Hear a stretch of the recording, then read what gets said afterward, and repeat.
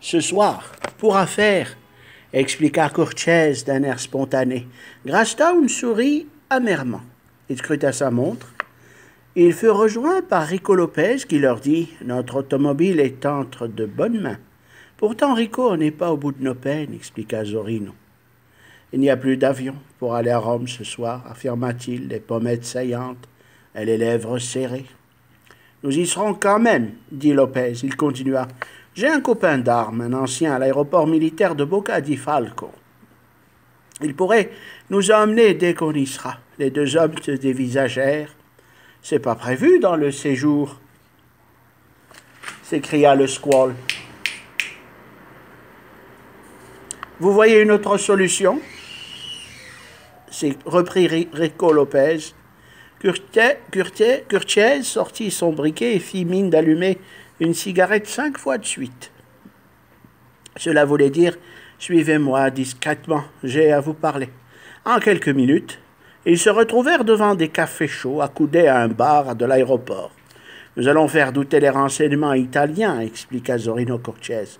Joe avait l'air embarrassé, il faisait tout pour ne pas le paraître. Tout à coup, l'hôtesse d'accueil vint vers eux. C'était la jolie femme napolitaine. Elle avait l'air de se précipiter à leur rencontre. « Messieurs, vous avez de la chance. Une famille s'est désistée pour le vol de ce soir, expliqua-t-elle. « Mais vous nous avez dit que c'était une panne technique de l'appareil, reprit le colonel Cortez, le regard froid. Finalement, veuillez m'excuser, je vais à Rome ce soir aussi, mais voyant qu'il n'y avait plus de place, mes petits cousins devaient prendre cet avion. J'ai dû vous blaguer en quelque sorte, fit-elle en riant chaudement. Venez, suivez-moi et je vous remets vos billets. De suite, veuillez vous hâter, le vol est prévu à 20h30. Zorino Cortez souffla du chaud et du froid. Une éclaircie se fit dans le regard de Joe Grastown, et Rico avala tout son café de satisfaction. Avec un sourire amical, l'hôtesse présenta les tickets de voyage aux 3 personnages à l'allure singulière. Tout avait l'air d'avoir repris normalement. L'opération était remise sur les rails.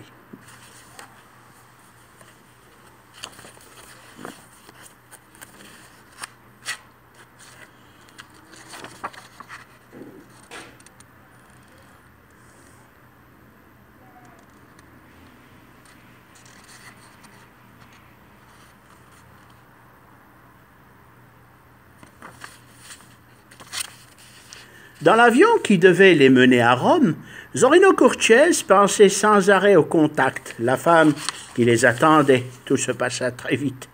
Il devait calculer le nombre d'heures de vol et se trouvait, lui et ses compagnons, en un lieu précis, environ 280 nautiques pour 27 à 30 minutes de vol.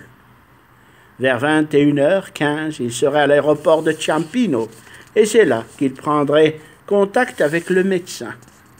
Le 737 décolla au cap 35, levant son nez vers le nord pour afficher une route GPS directe vers l'aéroport international de Rome sans utiliser une navigation de VOR. À côté du commandante, Zorino, il y avait toujours Joe Grastown et Rico Lopez, dégustant tranquillement un repas chaud. Visiblement, pour eux, l'affaire prenait une bonne tournure encore une fois. Nous allons vers Ciampino et non Fiumicino. Fiumicino, déclara Rico en lisant son billet. Pourtant, nous avions prévu Fiumicino, reprit Zorino, l'air agacé. Non, il était convenu Rome. Tout simplement, peu importe l'aéroport, dit Joe Grastown en tendant un calepin. Madre de Dios, c'est vrai, encore un coup de chance, souffla le Sud-Américain.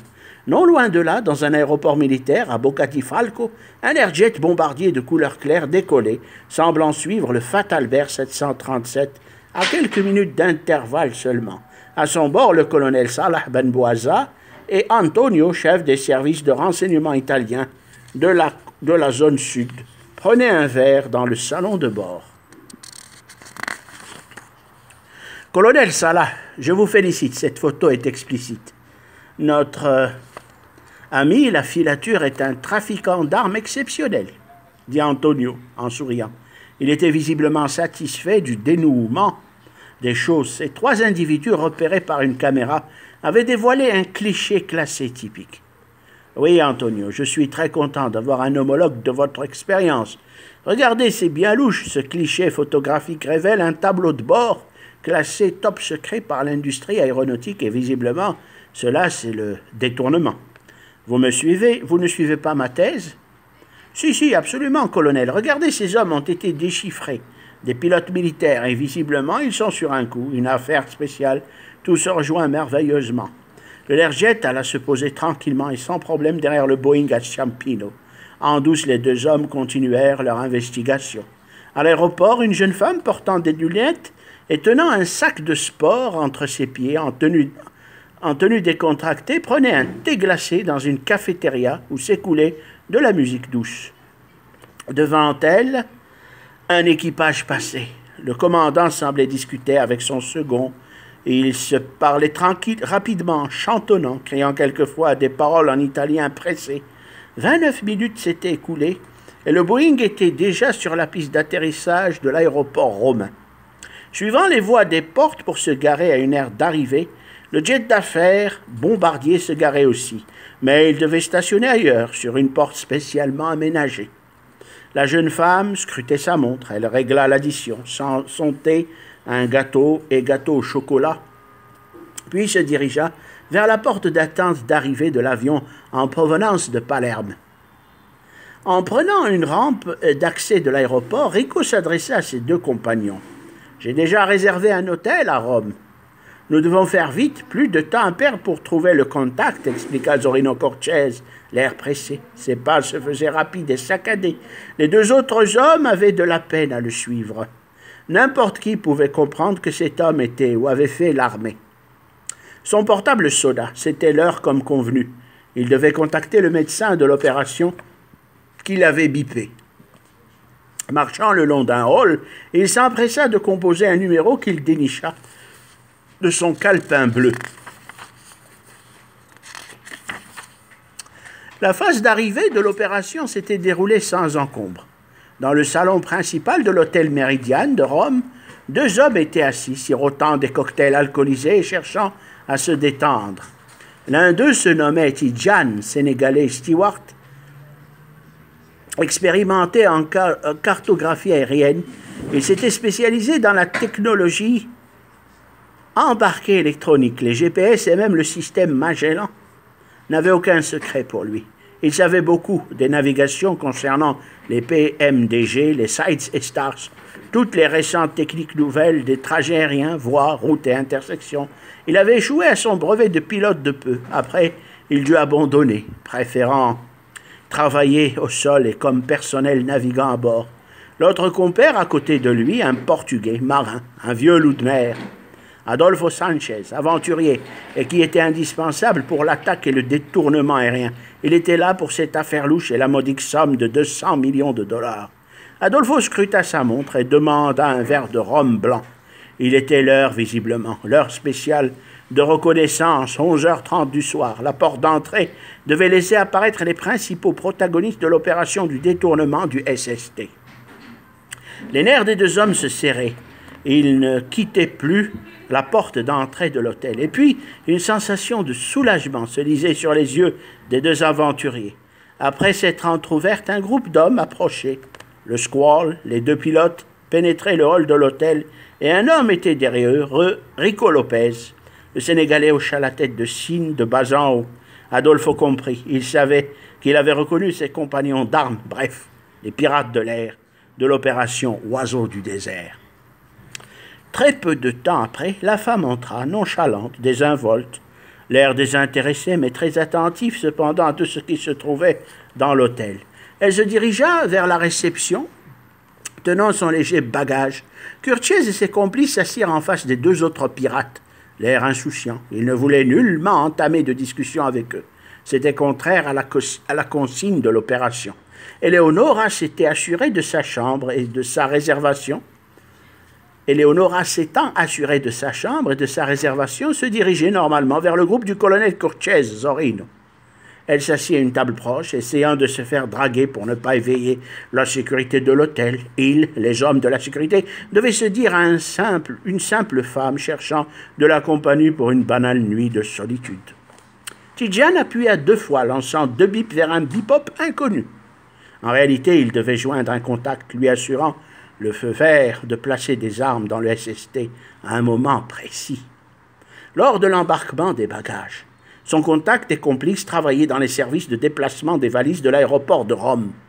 Le SST devait faire escale en arrivant d'Arabie Saoudite et se dirigeant vers Toulouse pour des essais techniques poussés.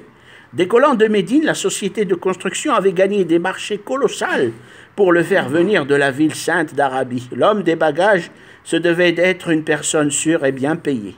C'était visiblement un vol d'inauguration de ce prototype.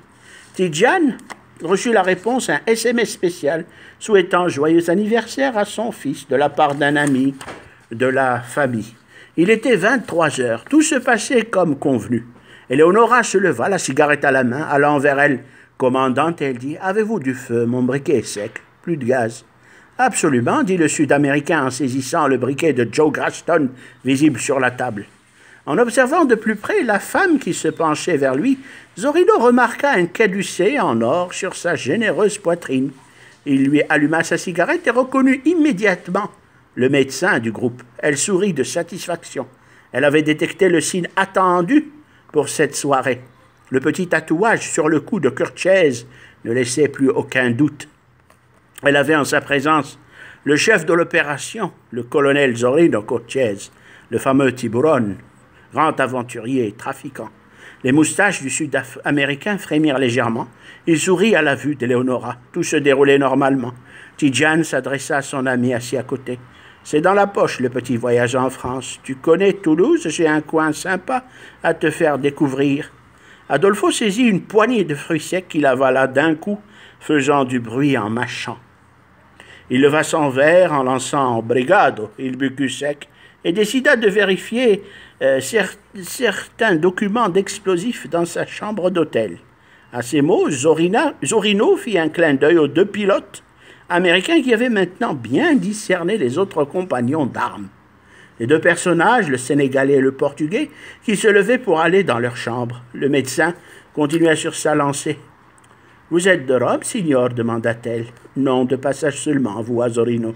Je vais à Toulouse bientôt pour affaire, dit celui-ci, en se levant par politesse. Je peux vous offrir un verre? Oui, pourquoi pas, répondit-elle. Allons au bar, nous serons mieux pour discuter, reprit Zorino. Le hall d'entrée était vide. Le bar, ou un piano-bar vaste et vide, était à quelques pas. Une musique langoureuse, puis du jazz ou du rhythm and blues flottait. Eleonora se présenta. « Je suis Eleonora Tossi. Je vais à Toulouse aussi. Quelle coïncidence. Et je travaille pour une multinationale de médicaments. »« Ah, fit le colonel intéressé.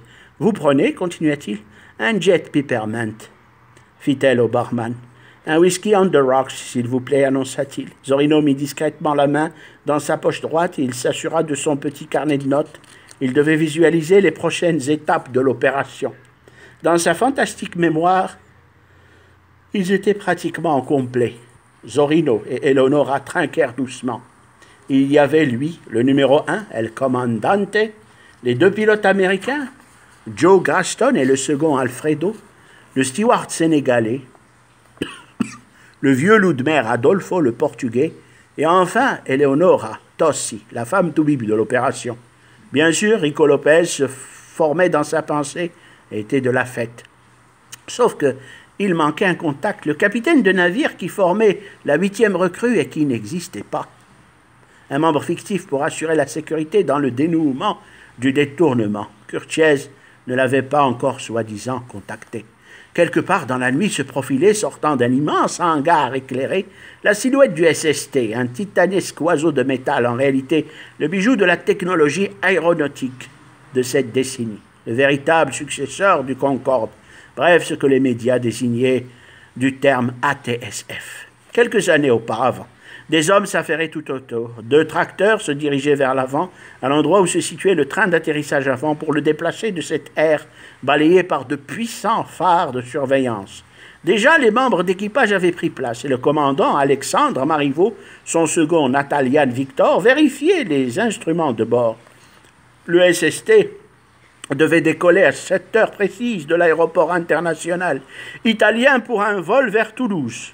À son bord, plusieurs personnalités du monde de l'aéronautique, des PDG de compagnies aériennes et des invités d'honneur de haute marque. Dans la tour de contrôle, sur un espace d'observation spécialement aménagé, le colonel Salah Ben Bouazza demanda la liste des passagers devant embarquer à bord du SST. Il dut l'obtenir quelques minutes après.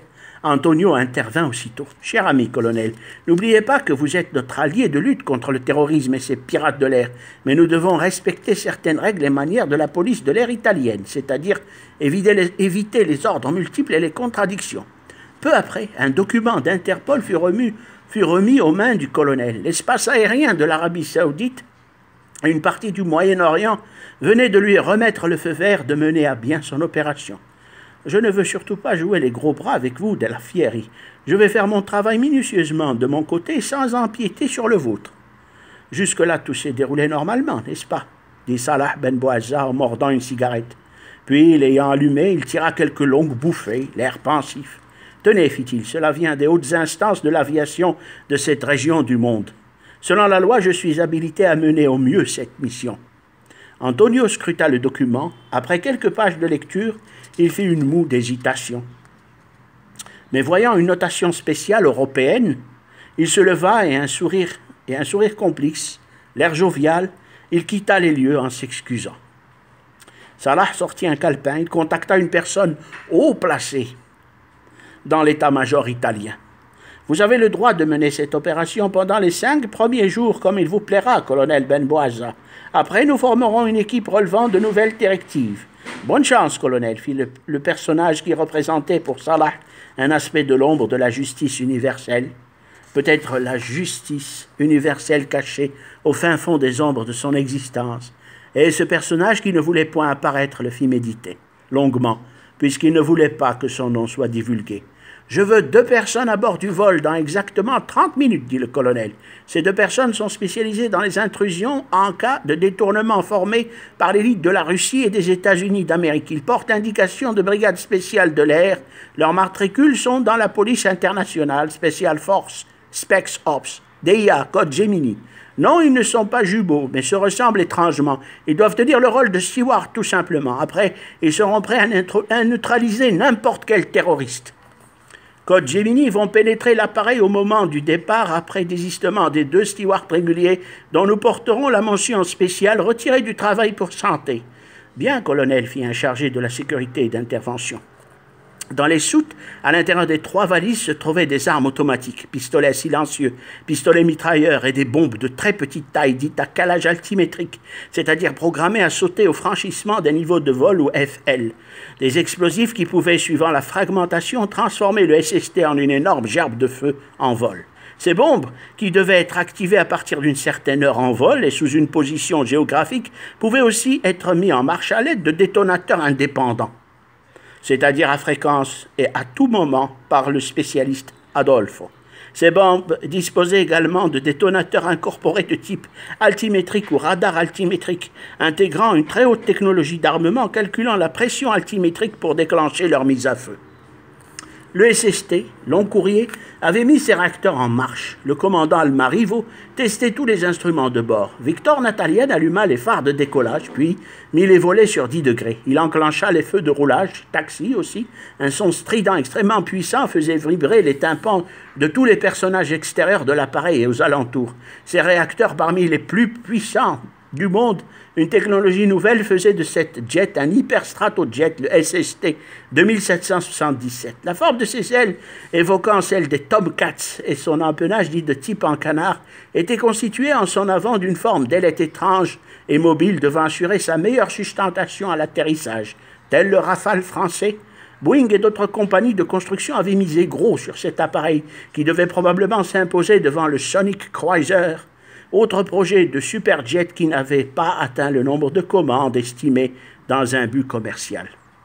Almarivo contacta la tour de contrôle selon les normes ATIS de communication radio. Il était 4 heures du matin, heure de Rome. Vol SST 2777, numéro de vol 0119, Hôtel Zulu Sierra Alpha 23, commandant Almarivo, demande autorisation de regagner les portes de stationnement.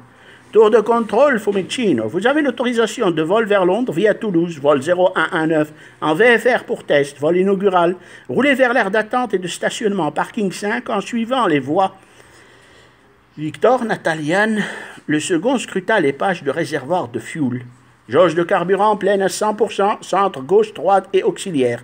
Il activa un bouton qui émet un code chiffré en rouge, puis vira au vert, pour témoigner du bon fonctionnement de l'avionique. Au sol, les engins ravitailleurs de fuel signalaient qu'ils quittaient les alentours de l'appareil. Al Marivaux visa l'indicateur de centre de gravité CG et un axe de visée d'attitude, tout comme le Concorde.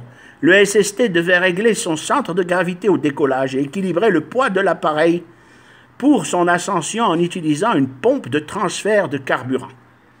Tout est OK, commandant Al, dit Natalian, en vérifiant le mécanisme de sa ceinture de sécurité. Devant leur contact secret, ils passèrent tous les trois, tranquillement, sans s'adresser une parole, puisqu'ils ne se connaissaient pas encore. La femme au chapeau, tenant un sac de sport, les avait immédiatement reconnus, mais elle préférait rester distante. Son téléphone de poche sonna. Elle quitta la salle d'arrivée, se dirigeant vers une porte de sortie. « Oui, c'est moi, Eleonora. Je suis au rendez-vous, monsieur. Pedro Ardiles, de la société Electronics and Software. » « Bien, Pedro, je vous attends. Avez-vous fait un bon voyage? »« Absolument, Eleonora aussi. Et vous êtes en forme?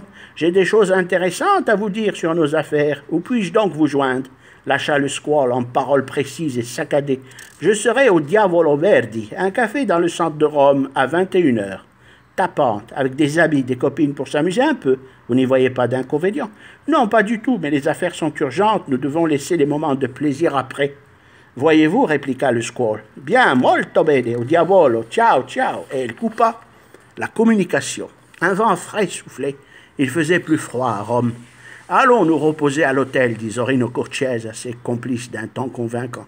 Rico Lopez avait appelé un copain de Rome, un Italien du nom de Mario Zolo, qui avait une grande berline. Ils se retrouvèrent à la porte du parking de l'aéroport, Ciampino. « Ah, ce bon Mario, toujours le même, dit Rico. Cela fait du temps que l'on ne s'est pas vu, affirma le Romain. Allons embarquer dans la voiture, on va où tu veux, reprit l'Italien, habitant à Rome.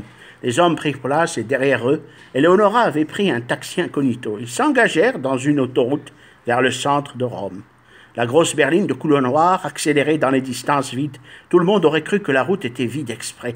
Peu de trafic. « Tu nous accompagnes à l'hôtel Méridien de Rome, Mario ?»« Et merci, je te promets une escapade, dit Rico Lopez. « Vous avez du travail, à ce que je vois, demanda Mario Zolo. « Oui, beaucoup. Nos amis sont des hommes d'affaires qui traitent dans le software, expliqua Rico, qui était assis devant, à côté de Mario.